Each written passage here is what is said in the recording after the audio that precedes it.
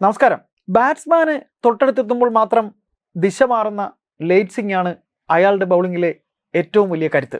ഒരു ആക്ഷനിൽ തന്നെ പന്ത് ഇൻസിങ് ചെയ്യിക്കാനും ഔട്ട് സിങ് ചെയ്യിക്കാനും അദ്ദേഹത്തിന് പ്രത്യേക കഴിവുണ്ടായിരുന്നു. ഇനി ആരാണ് അയാൾ എന്നല്ലേ?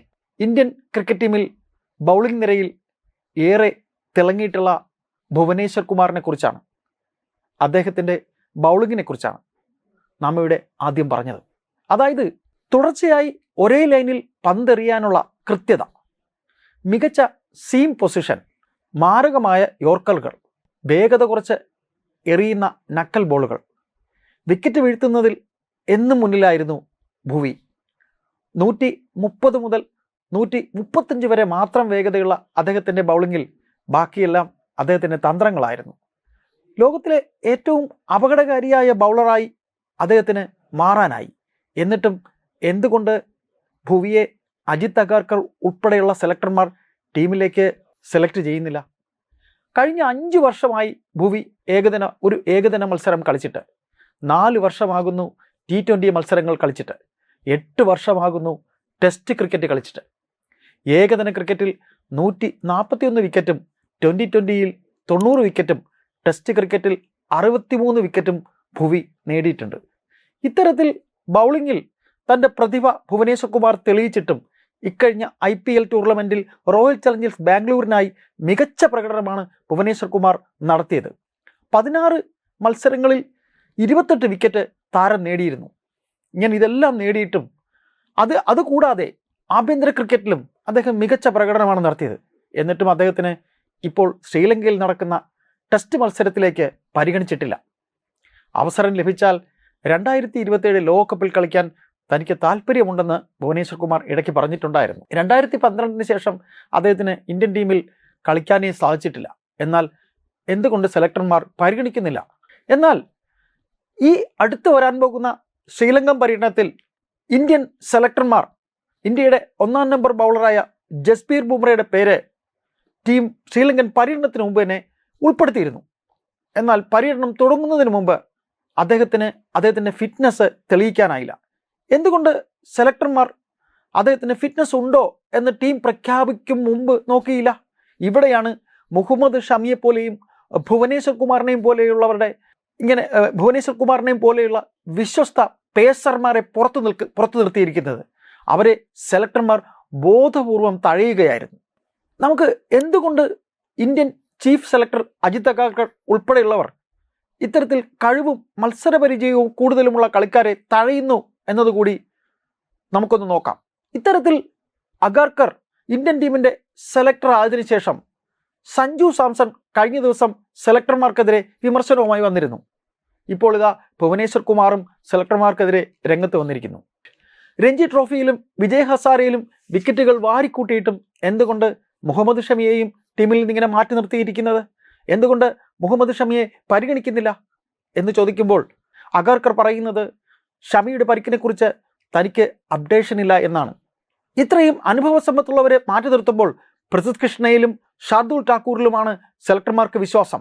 ഇവിടെയാണ് നാം അല്പം മുമ്പ് പറഞ്ഞ ഇന്ത്യൻ ബൗളർമാരുടെ ബൗളിംഗ് പ്രത്യേകതയെക്കുറിച്ച് പറഞ്ഞു പോയത്. ഇക്കഴിഞ്ഞ ഇംഗ്ലണ്ട് പര്യടനത്തിൽ രോഹിത് ശർമ്മ അദ്ദേഹത്തിൻ്റെ കരിയറിലെ അവസാന മത്സരമാണ് ലോർഡ്സിൽ കളിക്കാൻ പോകുന്നത്. ഇംഗ്ലണ്ടിനെതിരെ നടക്കുന്ന ഏകദിന മത്സരം അവസാന ഏകദിന മത്സരം അദ്ദേഹത്തിൻ്റെ കരിയറിലെ അവസാന മത്സരമാണ് എന്ന വാർത്തയും ആ നാളുകളിൽ സോഷ്യൽ മീഡിയയിലും മുഖ്യധാരാ മാധ്യമങ്ങളിലും ചർച്ചയായി വന്നിരുന്നു. ഇങ്ങനെ അജിത് അഗാർക്കർ നേതൃത്വം നൽകുന്ന സെലക്ഷൻ കമ്മിറ്റി തുറന്നുള്ള പരമ്പരകളിൽ നിന്ന് രോഹിത്തിനെ ഒഴിവാക്കുന്നതിനെക്കുറിച്ച് ചിന്തിച്ചിരുന്നു. ഇന്ത്യൻ പരിശീലകനായ ഗൗതം ഗംഭീറുമായി അജിത് അഗാർക്കർ ചർച്ച നടത്തിയിരുന്നു എന്ന വിവരവും പുറത്തു വരുന്നുണ്ട്.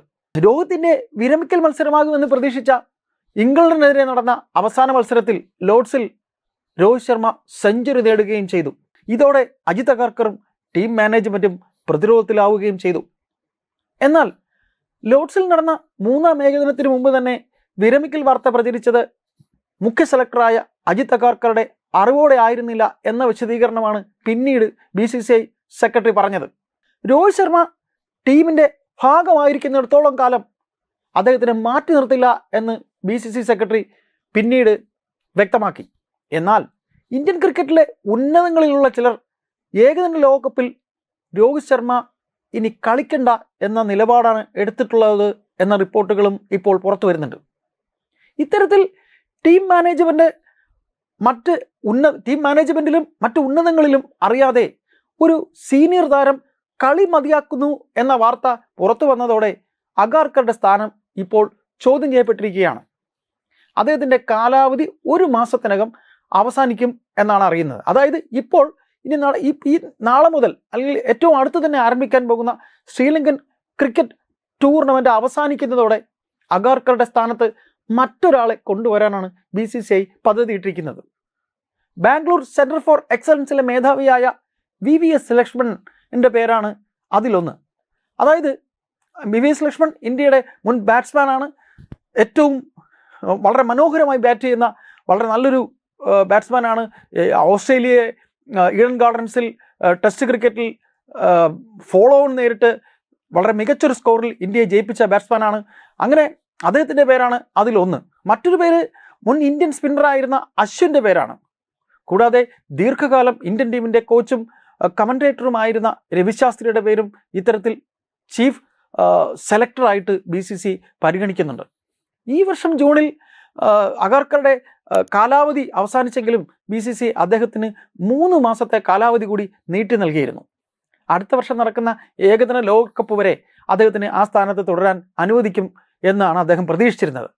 ഇത്തരത്തിൽ ഇന്ത്യൻ ക്രിക്കറ്റ് ടീമിൻ്റെ ചീഫ് സെലക്ടറായിട്ട് നമ്മൾ ഈ പറഞ്ഞ മൂവരും, അതായത് VVS ലക്ഷ്മൺ ആയിരുന്നാലും അശ്വിനായിരുന്നാലും രവിശാസ്ത്രി ആയിരുന്നാലും ടീം വരികയാണ് എന്നുണ്ടെങ്കിൽ സഞ്ജു സാംസൺ തീർച്ചയായിട്ടും 2020 ലോകകപ്പ് ടീമിലും അടുത്ത വരാൻ പോകുന്ന ലോകകപ്പ് ടീമിലും സഞ്ജുവിൻ്റെ പേരുണ്ടാകും എന്ന് നമുക്ക് പ്രതീക്ഷിക്കാം. കാരണം രവിശാസ്ത്രിക്കും അശ്വിനും അതുപോലെ തന്നെ VVS ലക്ഷ്മണും സഞ്ജുവിൻ്റെ പ്രതിഭയിൽ താല്പര്യമുള്ളവരാണ്, വിശ്വാസമുള്ളവരാണ്. അവർ ആരുടെയെങ്കിലും ഒരാൾ ചീഫ് സെലക്ടറായി വന്നാൽ മാത്രമേ ഈ പറഞ്ഞ കാര്യങ്ങൾ സംഭവിക്കാൻ സാധ്യതയുള്ളൂ. അപ്പോൾ ഇവിടെ നാം ചോദിക്കുകയാണ്, എന്തുകൊണ്ട് ഇങ്ങനെ മുതിർന്ന താരങ്ങളെ ചീഫ് സെലക്ടർ അജിത് അഗാർക്കർ ഒഴിവാക്കാൻ ശ്രമിക്കണം? ഇത്തരത്തിൽ ഇന്ത്യൻ ക്രിക്കറ്റ് ടീമിൽ ദീർഘകാലം കളിച്ചിട്ടുള്ള അനുഭവ സമ്പത്തുള്ള കളിക്കാരെ എന്തുകൊണ്ട് ഇത്തരത്തിൽ സെലക്ടർമാർ ഒഴിവാക്കണം? രോഹിത് ശർമ്മയെ പോലെ, ഭുവനേശ്വർ കുമാറിനെ പോലെ, മുഹമ്മദ് ഷമിയെ പോലെ, സഞ്ജു സാംസണെ പോലെ ഉള്ള നിരവധി കളിക്കാരെ ഒഴിവാക്കുന്ന അജിത് അഗാർക്കർക്ക് ഇനി ഈ നടക്കാൻ പോകുന്ന ശ്രീലങ്കൻ പര്യടനത്തിന് ശേഷം അദ്ദേഹത്തിൻ്റെ ചീഫ് സെലക്ടർ സ്ഥാനം ഉണ്ടാകില്ല. അദ്ദേഹം ആ സ്ഥാനത്ത് നിന്ന് തെറിക്കും എന്നുള്ള വാർത്തകളാണ് ഇപ്പോൾ പുറത്തു വരുന്നത്. അപ്പോൾ രോഹിത് ശർമ്മയെ ടീമിൽ നിന്ന് പുറത്താക്കാൻ അജിത് അഗാർക്കർ നീക്കം നടത്തി എന്നുണ്ടെങ്കിൽ ഇപ്പോൾ അജിത് അഗാർക്കർക്ക് തൻ്റെ മുഖ്യ സെലക്ടർ സ്ഥാനം തന്നെ നഷ്ടമാവുകയാണ് ചെയ്യുന്നത്.